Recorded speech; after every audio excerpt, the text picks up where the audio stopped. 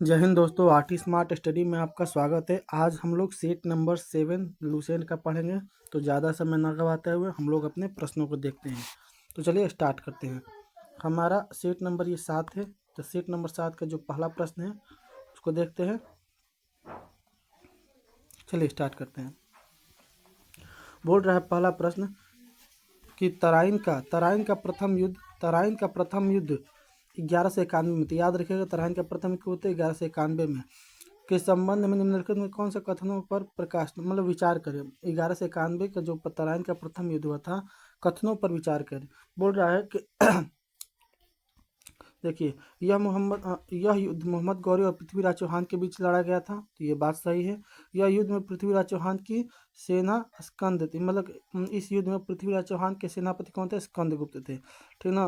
देखिए, तो दो हुआ था युद्ध, हम बता रहे हैं। तराइन का देखिए फर्स्ट युद्ध हुआ था और सेकेंड युद्ध हुआ था। तो फर्स्ट युद्ध जो हुआ था पृथ्वीराज चौहान और गौरी के बीच हुआ था, ठीक ना। तो दोनों दोनों युद्ध हुआ ना, चौहान और गौरी के बीच ही हुआ है। चौहान और गौरी के ही बीच हुआ है। तो ये आप लोग याद रखिएगा कि पहला जो युद्ध हुआ है और जो पहला युद्ध हुआ है और जो दूसरा युद्ध हुआ था, पहला जो युद्ध होता है, पहला युद्ध देखिए फिर से, तो पहला युद्ध होता है तो जो चौहान होते हैं वो जीत जाते हैं और गौरी हार जाता है। ये 1191 में होता है। और जो दूसरा युद्ध होता है चौहान और गौरी के ही बीच में होता है, जिसमें चौहान हार जाते हैं और गौरी जीत जाता है। और ये 1192 ईस्वी में होता है। तो आप लोग याद रखिएगा। चलिए अगला प्रश्न है, कुतुबुद्दीन ऐबक ने अपनी राजधानी कहाँ बनाई है? तो लाहौर बनाई थी। अगला प्रश्न है, लाख बख्श की उपाधि किस शासक को दी गई थी और क्यों? तो कुतुबुद्दीन ऐबक को दी गई थी। उसे लाखों का दान देने के कारण दी गई थी। कुतुब मीनार का निर्माण निम्नलिखित में से किस शासक का योगदान नहीं था? यानी कि कुतुब मीनार के निर्माण में किस शासक का योगदान नहीं था? तो जलालुद्दीन फिरोज खिलजी का योगदान नहीं था। देखिए, कुतुब मीनार बनाया था कुतुबुद्दीन ऐबक ने। और कुतुब मीनार को पूरा कराया था इल्तुतमिश ने। और जब ध्वंस हो गया था तो फिरोज शाह तुगलक ने उसकी मरम्मत कराई थी, याद रखिएगा। आगे देखते हैं, प्राचीन नालंदा विश्वविद्यालय को ध्वंस करने वाला बख्तियार खिलजी किस शासक का सहायक सेनापति था? कुतुबुद्दीन ऐबक गुलाम वंश का संस्थापक था। कुतुबुद्दीन ऐबक की मृत्यु होती है 1210 में होती है। 1210 में होती है। चौगान खेलते समय घोड़े से गिरकर उसकी मौत हो जाती है। अगला प्रश्न है कि दिल्ली सल्तनत का वह पहला शासक कौन था जिसने 1229 ईस्वी में बगदाद के खलीफा से सुल्तान पद की वैधानिक स्वीकृति प्राप्त की थी? तो वह कौन सा दिल्ली सल्तनत का था? तो इसका आंसर हो जाएगा, रुकिए एक मिनट। तो क्या बोल रहा है, दिल्ली का, सॉरी, बोल रहा है कि दिल्ली का वह पहला शासक कौन था जिसने 1229 ईस्वी में बगदाद के खलीफा से सुल्तान पद की वैधानिक स्वीकृति प्राप्त की थी? तो ये था इल्तुतमिश। कौन था? इल्तुतमिश, याद रखिएगा। इल्तुतमिश था, याद रखिएगा, इल्तुतमिश। आगे देखते हैं, इल्तुतमिश द्वारा किए गए महत्वपूर्ण कार्यों के संबंध में कौन सा सही नहीं है? कौन सा कथन सही नहीं है? तो ये लौह एवं रक्त की नीति बोल रहा है, लौह एवं रक्त की नीति अपनाई थी। ये गलत है। रक्त एवं लौह की नीति अपनाई थी। रक्त एवं लौह की नीति का और किसने किया था? तो बलबन ने किया था। किसने किया था? तो बलबन ने किया था। बलबन ने, याद रखिएगा, बलबन ने किया था। आगे देखते हैं,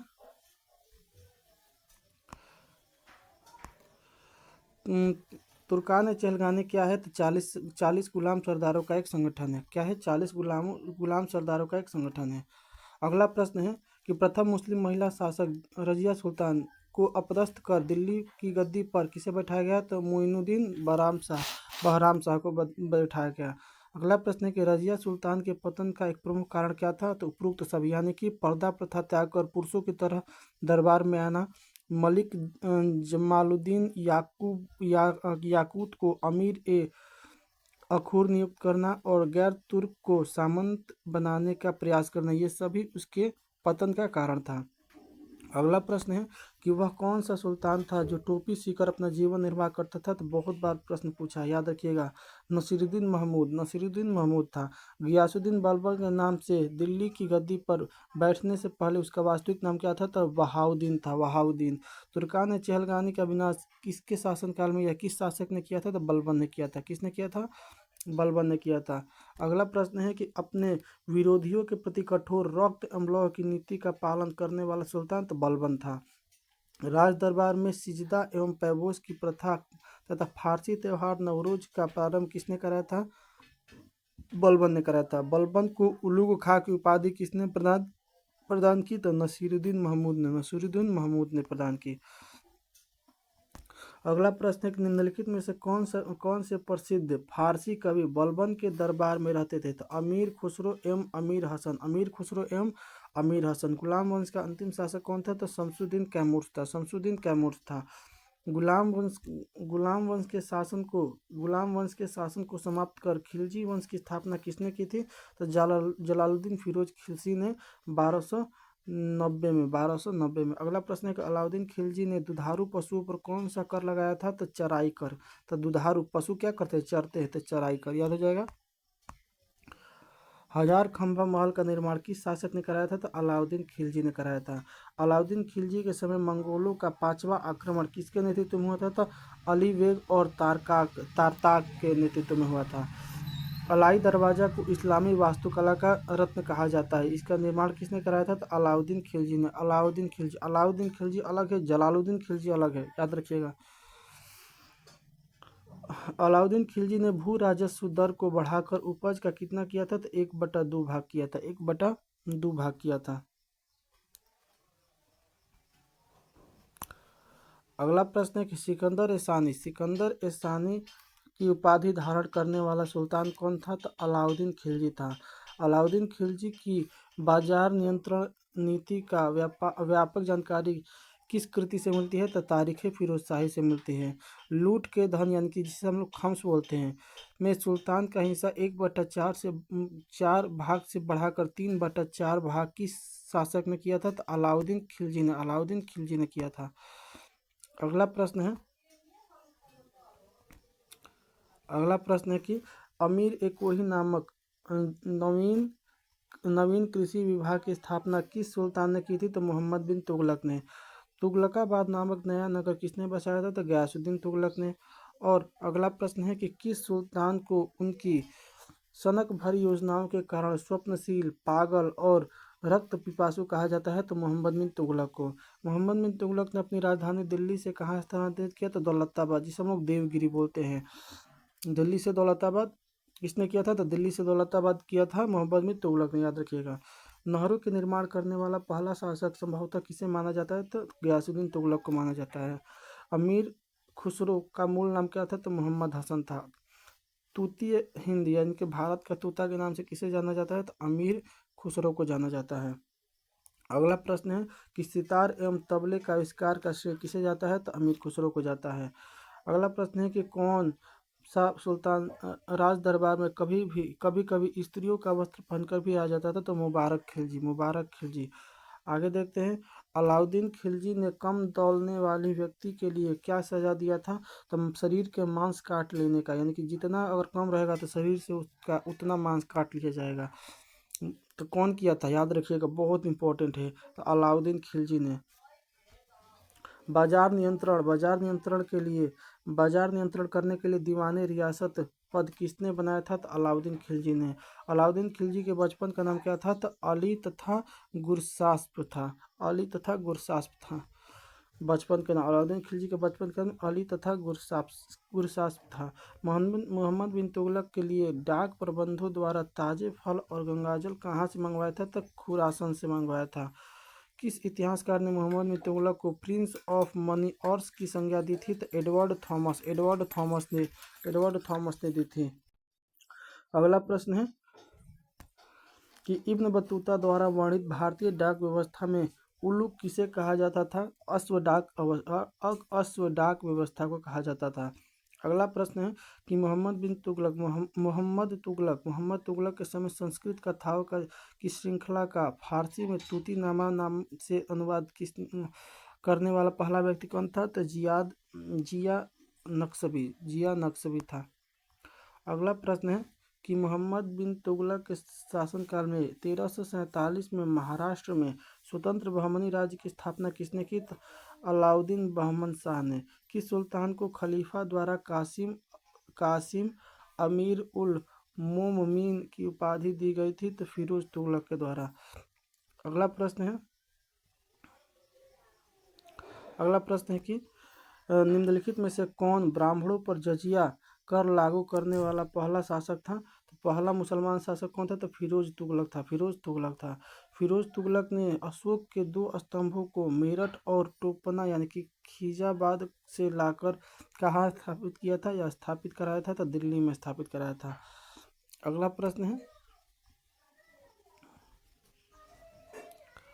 अनाथ मुस्लिम महिलाओं विधवा एवं लड़कियों की सहायता के लिए दीवान ए खैरात विभाग की स्थापना किसने की? तो फिरोज तुगलक ने की। फतुहात ए फिरोज शाही किसकी रचना है? तो फिरोज तुगलक की आत्मकथा है। अगला प्रश्न है कि ज्वालामुखी मंदिर के पुस्तकालय से प्राप्त 1300 संस्कृत ग्रंथों में से कुछ का फारसी में अनुवाद दलायल ए फिरोज शाही के नाम से किसने किया? तो अजीजुद्दीन किरमानी ने किया। अगला प्रश्न है कि फिरोज तुगलक द्वारा जारी किए गए चांदी एवं तांबे के मिश्रण से निर्मित सिक्कों को क्या कहा जाता है? तो अर्धा एवं विक कहा जाता है। अगला प्रश्न है कि फिरोज काल में निर्मित किस मकबरे की तुलना जेरूसलम में निर्मित उमर ए मस्जिद से की जाती है? तो खान ए जहां तेलंगानी का मकबरा। अगला प्रश्न है कि तैमूरलंग ने किस तुगलक शासक के समय 1398 में दिल्ली पर आक्रमण किया था? तो नसीरुद्दीन महमूद तुगलक के समय। अगला प्रश्न है कि सैयद वंश के संस्थापक खिज्र खान ने सुल्तान की उपाधि न धारण कर कौन सी उपाधि धारण की? तो रैयत ए आला। भारत से लौटते समय तैमूरलंग ने खिज्र खां को किन क्षेत्रों का शासक नियुक्त किया? तो भारत से लौटते समय तैमूरलंग ने खिज्र खां को किन क्षेत्रों का शासक नियुक्त किया? तो मुल्तान, लाहौर और दीपालपुर। अगला प्रश्न है कि तारिक ए मुबारक शाही ने किस वंश के विषय में जानकारी मिलती है? तो तारिक ए मुबारक शाही में किस वंश के विषय में जानकारी मिलती है? तो शायद वंश के। अगला प्रश्न है कि दिल्ली पर प्रथम अफगान राज्य की स्थापना करने का श्रेय किसे दिया जाता है? तो बहलोल लोदी को दिया जाता है। अगला प्रश्न है कि कौन सा सुल्तान अपने सरदारों को मकसद ए अली कहकर पुकारता था और उनके खड़े होने पर स्वयं भी खड़ा हो जाता था? तो बहलोल लोदी। किस शासक का शासन इतना सिमट गया था कि यह कहा जाने लगा कि उसका शासन दिल्ली से पालम तक ही रह गया? तो नसीरुद्दीन महमूद तुगलक का। अगला प्रश्न है कि 1504 ईस्वी में सिकंदर लोदी ने किस शहर की स्थापना की थी? तो आगरा शहर की स्थापना की थी। भूमि के मापन के लिए गज ए सिकंदरी नामक पैमाना किसने शुरू किया? तो सिकंदर लोदी ने शुरू किया। सल्तनत काल में गुलरुखी शीर्षक के फारसी कविता किसने लिखने वाला सुल्तान कौन था? तो सिकंदर लोदी था। क्या बोल रहा है कि सल्तनत काल में गुलरुखी शीर्षक से फारसी कविता लिखने वाला सुल्तान सिकंदर लोदी था। अगला प्रश्न है कि किस सुल्तान ने मुसलमानों को तजिया निकालने और मुसलमान स्त्रियों की पीरों तथा संतों की मजार पर जाने से रोक लगा दिया था? तो सिकंदर लोदी ने। रुकिए थोड़ा फ्लाइट मोड में कर देते हैं। अगला प्रश्न है कि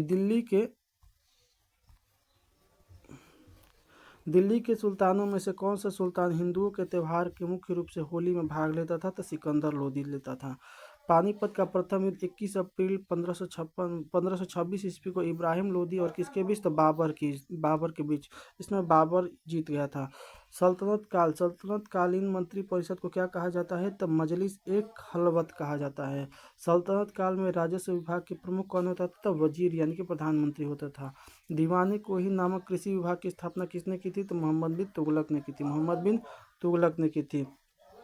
अगला प्रश्न है कि सल्तनत काल में दान विभाग को क्या कहा जाता था, दीवाने खैरात कहा जाता था। इक्ता प्रथा समाप्त करने वाला मुसलमान पहला सुल्तान को था। इक्ता प्रथा को समाप्त करने वाला पहला सुल्तान कौन था, इक्ता प्रथा को अलाउद्दीन खिलजी था। कौन था, अलाउद्दीन खिलजी। आगे देखते हैं।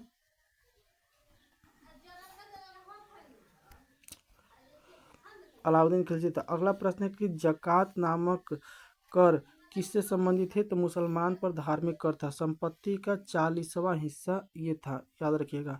अगला प्रश्न है कि सल्तनत काल में गुप्तचर विभाग का प्रमुख अधिकारी कौन होता था, तो बरीद ए मुमालिक होता था।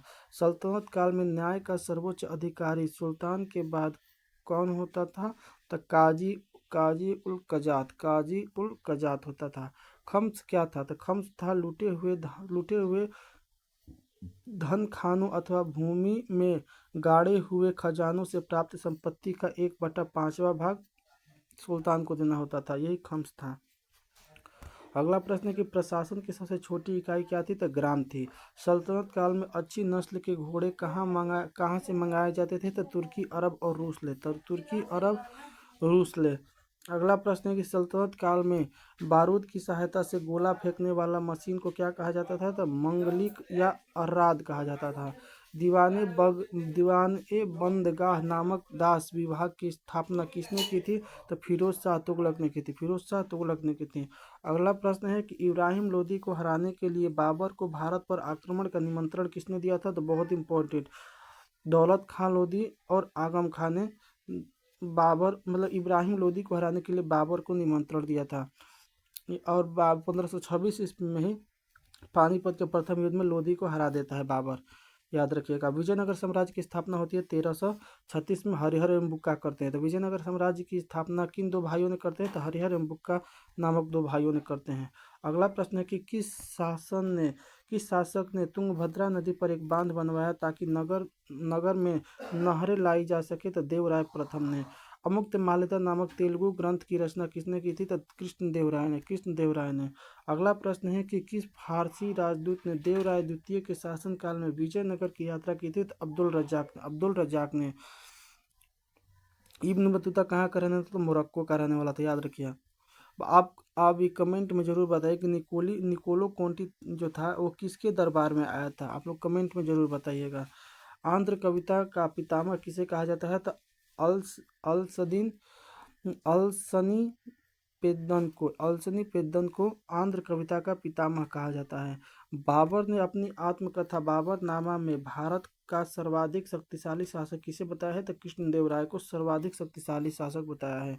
विजयनगर साम्राज्य का शाब्दिक अर्थ क्या होता है, तो जीत का शहर। क्या होता है, जीत का शहर। अगला प्रश्न है कि किस युद्ध के कारण विजयनगर साम्राज्य का पतन हो गया, तो तालीकोटा का युद्ध कब होता था, 1765 ईस्वी में। 1565, सॉरी दोस्तों, 1565 ईस्वी में।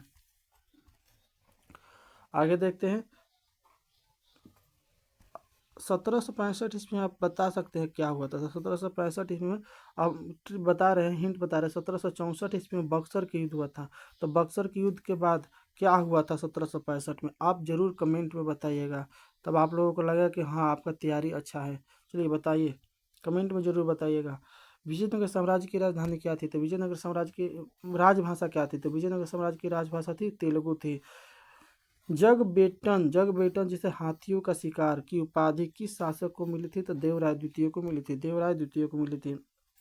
अगला प्रश्न है कि सल्तनत काल में भूमि की नाप जोख करने के बाद क्षेत्रफल के आधार पर लगान का निर्धारण क्या कहलाता था, तो लगान का निर्धारण कहलाता था, क्या कहलाता था, तब मसाहत कहलाता था। क्या कहलाता था, मसाहत कहलाता था।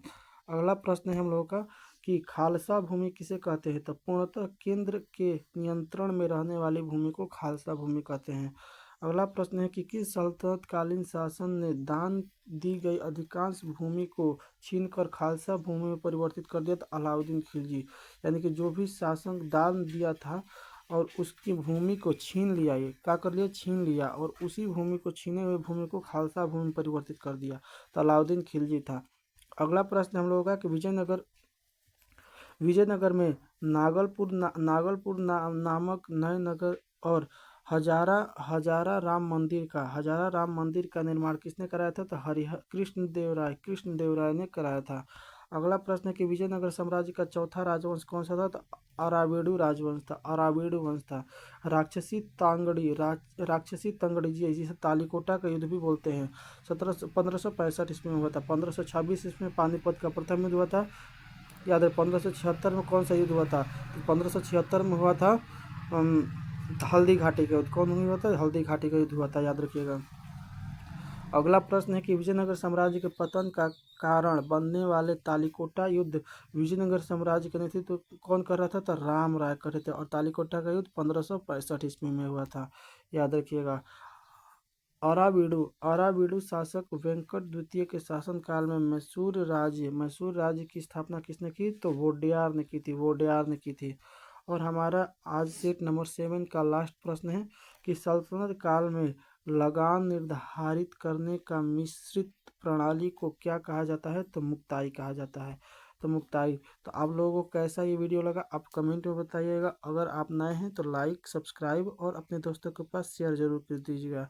तो मिलते हैं अगले वीडियो के साथ। जय हिंद, जय भारत।